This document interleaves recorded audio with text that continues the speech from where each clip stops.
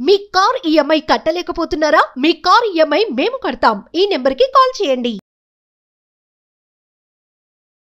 Welcome to India's largest digital media network Suman TV. నేను మీ సంగీత. మనతో ఈరోజు కౌన్సిలింగ్ సైకాలజిస్ట్ ఉప్పలపాటి గాయత్రి గారు ఉన్నారు. మనం ఒక్కసారి మేడంతో మాట్లాడేసి పిల్లలు తల్లిదండ్రుల మాటనే వినాలా, తల్లిదండ్రులు పిల్లల మాట వినాలా, ఇది కూడా మనం ఒకసారి మేడం అడిగి తెలుసుకునే ప్రయత్నం చేద్దాం. నమస్కారం మేడం. నమస్తే. ఇంతకుముందు మనం అనుకున్నట్టు పేరెంట్స్ కి చిల్డ్రన్స్ కి మధ్యలో గ్యాప్ అనేది ఎక్కువ వస్తుంది.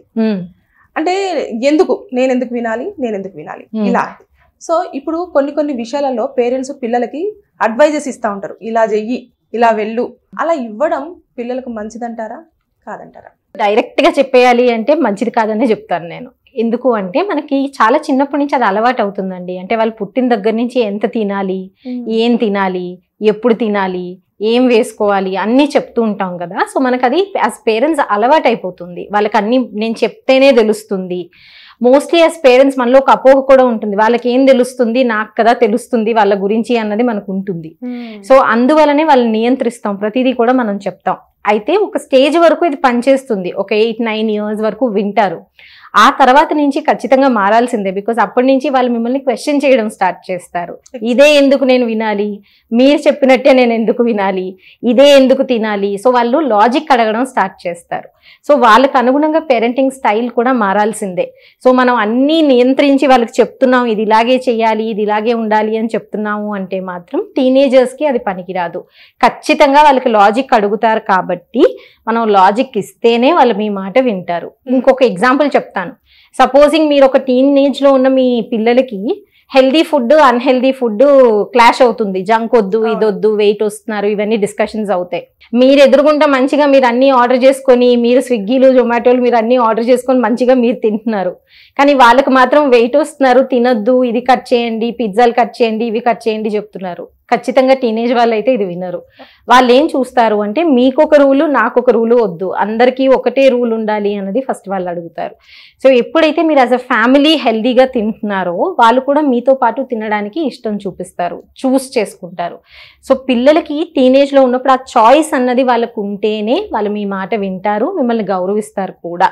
ఆ చాయిస్ ఎప్పుడైతే మనం ఇస్తామో, అంటే మనమే డిసైడ్ చేస్తామో, ఓవర్ పీరియడ్ ఆఫ్ టైం ఖచ్చితంగా రెబెల్ చేస్తారండి, ఒప్పుకోరు. సో ఖచ్చితంగా ఇదే చెయ్యాలి, ఇలాగే చెయ్యాలి అనే దానికంట ఎందుకు చేయమంటున్నారు అన్న ఒక లాజిక్ ఇవ్వగలిగితే వింటారు.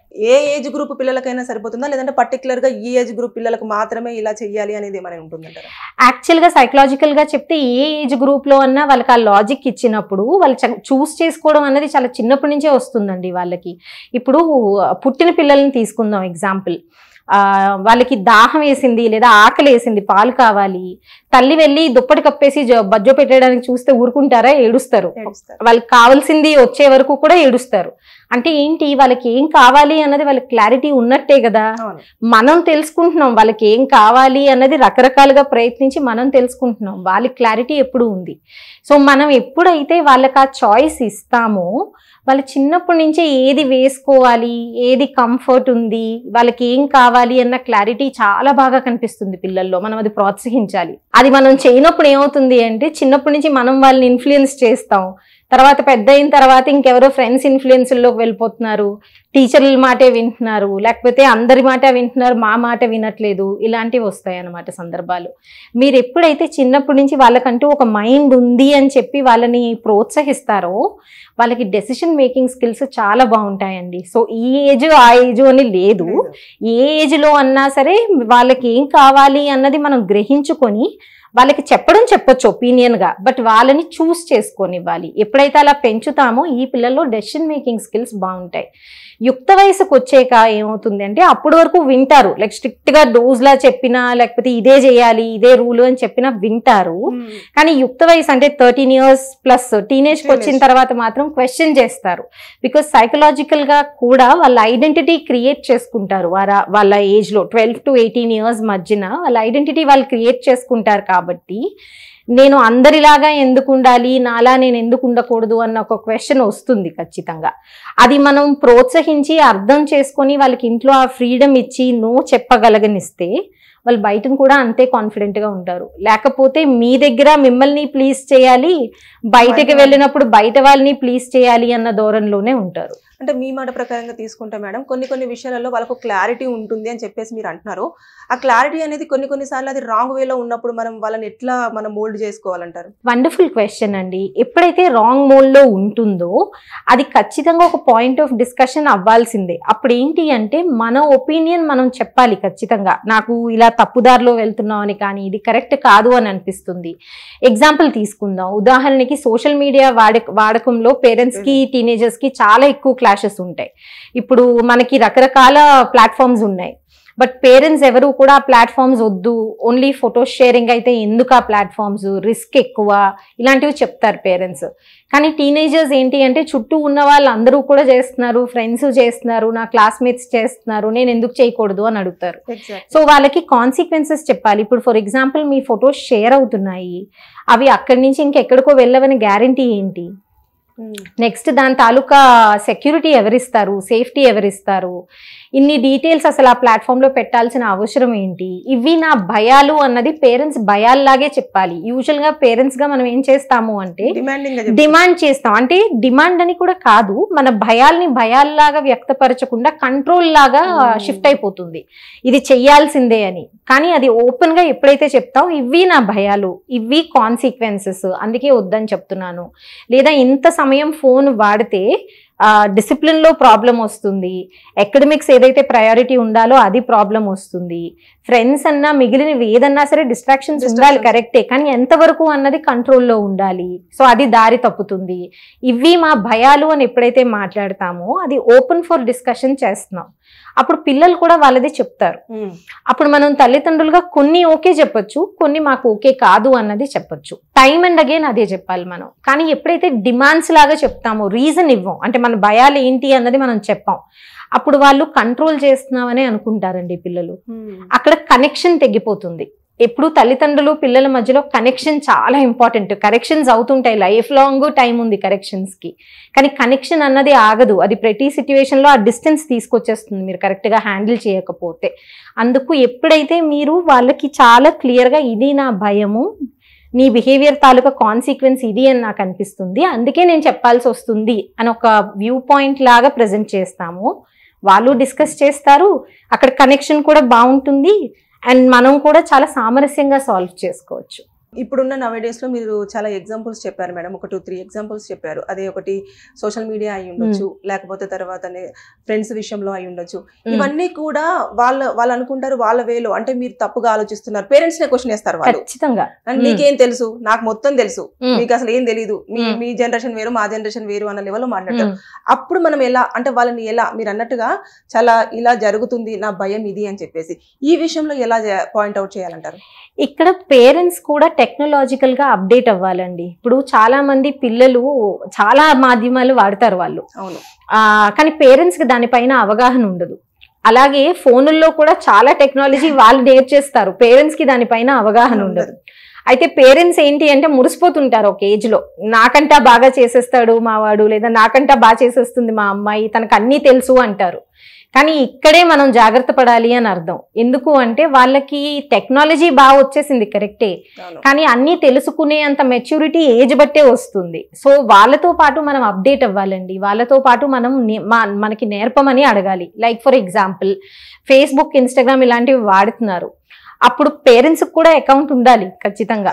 అందరిది కామన్ గా పాస్వర్డ్స్ ఇలాంటివి అన్నది నా అకౌంట్ లోకి నువ్వు ఎప్పుడన్నా రావచ్చు, నీ అకౌంట్ లోకి నేనన్నా ఎప్పుడన్నా రావచ్చు.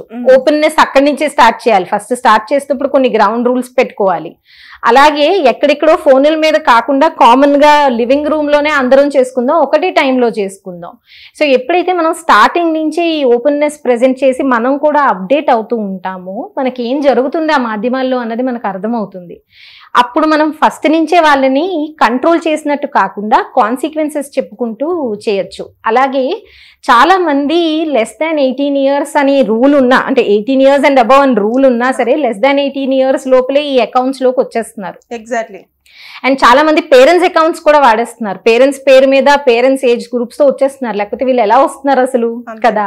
సో అప్పుడు మనం ఆలోచించాల్సింది ఏంటి అంటే పేరెంట్స్ ఖచ్చితంగా పర్పస్ అడగాలి, ఎందుకు నీకు అది పర్పస్ ఏంటి, ఓన్లీ ఫోటో షేరింగ్ అవసరం లేదు.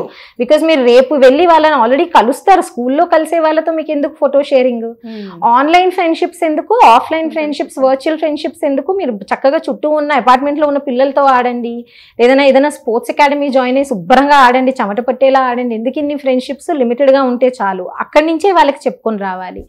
తర్వాత ఇంకొక ముఖ్యమైన విషయం ఏంటి అంటే ఆ పర్పస్ ఎప్పుడైతే ఉంటుందో వాళ్ళు తప్పుదారి పట్టరండి. సో ఇప్పుడు సపోజింగ్ అదే మాధ్యమాల్లోకి, అదే సోషల్ మీడియా ప్లాట్ఫామ్స్ లోకి పర్పస్ తో వచ్చారు. లైక్ ఫర్ ఎగ్జాంపుల్ ప్లాస్టిక్ వేస్టేజో ఇవన్నీ తగ్గించడం ఎలాగా, వాళ్ళకి ఐడియాలు ఉన్నాయి మంచివి, వాళ్ళు ఏమైనా గ్రూప్ ఫామ్ చేసుకోవాలనుకుంటున్నారు, పర్పస్ ఉంది, వదులుతున్నాం, చెక్ చేస్తున్నాం.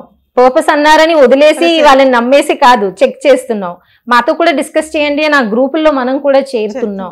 ఎప్పుడైతే ఆ ఓపెన్నెస్ మనం ఫస్ట్ ప్రమోట్ చేస్తామో ఆటోమేటిక్ గా వాళ్ళు కూడా అది యాక్సెప్ట్ చేస్తారు. అప్పుడు మనం ఏ సజెషన్ ఇచ్చినా, ఏ అడ్వైజ్ ఇచ్చినా కూడా దే విల్ పిక్ అన్నట్టు. ఇంకొక ఆస్పెక్ట్ ఉందండి, అంటే తల్లిదండ్రులుగా సాధారణంగా నేను కేసెస్ చూసినప్పుడు ఏమవుతుంది అంటే ఇవాళ రేపు పేరెంట్స్ కూడా చాలా ఛాలెంజింగ్ అయిపోతుందండి. అంటే మా జనరేషన్ లో అంత ఎక్స్పోజర్ లేదు పిల్లలకి కదా, మనం పెరిగొచ్చిన దాంట్లో అంత ఎక్స్పోజర్, అన్ని ప్లాట్ఫామ్స్ అన్ని లేవు కాబట్టి కొంతవరకు పేరెంటింగ్ అంత ఛాలెంజింగ్ అవ్వలేదు. ఇప్పుడు పేరెంట్స్ కూడా ఉన్న ఎక్స్పోజర్ ఏదైతే ఉందో, పిల్లలకి ఇస్తున్న ఎక్స్పోజర్ ఏదైతే ఉందో చాలా కత్తి మీద సాంలో ఉంది, వాళ్ళకు కూడా చాలా ఛాలెంజింగ్ టాస్క్ అవుతుంది. సో టైమ్ అండ్ అగైన్ మనం ఏంటి అంటే భయపడిపోకూడదు, నాకే ఎందుకు ఇలా జరుగుతుంది అన్న క్వశ్చన్ చేసుకోకూడదు. పిల్లలతో పాటు మనం ఎప్పుడైతే వాళ్ళతో పాటు గ్రో అవుతామో ఆటోమేటిక్ గా వాళ్ళ ఛాలెంజెస్ మనకు అర్థం అవుతాయి, మనం ఏం ఛాలెంజెస్ ఫేస్ అవుతామో వాళ్ళకి చెప్పగలుగుతాం. తల్లిదండ్రుల్లో ముఖ్యంగా ఏముంటుంది అంటే నాకు అన్నీ తెలియాలి, నా పిల్లలు ప్రతి ప్రాబ్లము నేనే సాల్వ్ చేసేసేయాలి అన్నది ఒకటి ఉంటుంది. ఆ యాంగ్జైటీ వాళ్ళు పుట్టిన దగ్గర నుంచే ఉంటుంది. ఇది ఫస్ట్ వదులుకోవాలండి. ఇది ఫస్ట్ వదులుకోవాలి అంటే పిల్లలు పుట్టినప్పుడే ఒక తల్లి కానీ ఒక తండ్రి కానీ పుట్టారు అన్నది ఎప్పుడైతే యాక్సెప్ట్ చేస్తామో వాళ్ళతో పాటు మనం కూడా, వాళ్ళు తప్పులు చేస్తారు, నాకు అంతే ఏజ్ కదా, ఇప్పుడు నా పిల్లడికి 2 years అయితే నాకు 2 years. సో నాకు అంతే ఏజ్ ఉంది యాజ్ అ పేరెంట్ కాబట్టి అలౌ చేసుకుంటాం తప్పులు చేయడానికి. మనం ఏదైనా మిస్టేక్స్ చేసినా మొహమాటం లేకుండా పిల్లల దగ్గర ఒప్పుకోగలుగుతాం. ఎప్పుడైతే వాళ్ళ సమస్యలకు అన్నిటికి నేనే పరిష్కారం నేనే చూపించేయాలి అని అనుకుంటామో మనం చేసే చాలా సమస్యలను అసలు మనం ఫస్ట్ ఆఫ్ ఆల్ ఒప్పుకోం వాళ్ళ దగ్గర. అక్కడి నుంచే ప్రాబ్లం వస్తుంది. బికాజ్ వాళ్ళు కూడా అదే నేర్చుకుంటారు. మనం ఎప్పుడైతే ఏ తప్పన్నా, చిన్నదన్నా పెద్దదన్నా మొహమాట పడకుండా నిర్మోహమాటంగా వాళ్ళ దగ్గర ఐఎమ్ సారీ అని చెప్పడం స్టార్ట్ చేస్తామో చాలా వరకు కనెక్షన్స్ తల్లిదండ్రులకి పిల్లలకి మధ్యన చాలా బాగుంటుందండి. అండ్ వాళ్ళు రెస్పెక్ట్ న్యాచురల్ గా ఇస్తారు మీకు, అండ్ మీకు బాధ కలుగుతుంది అన్నది అర్థం చేసుకుంటారు కూడా. Thank you. Thank you.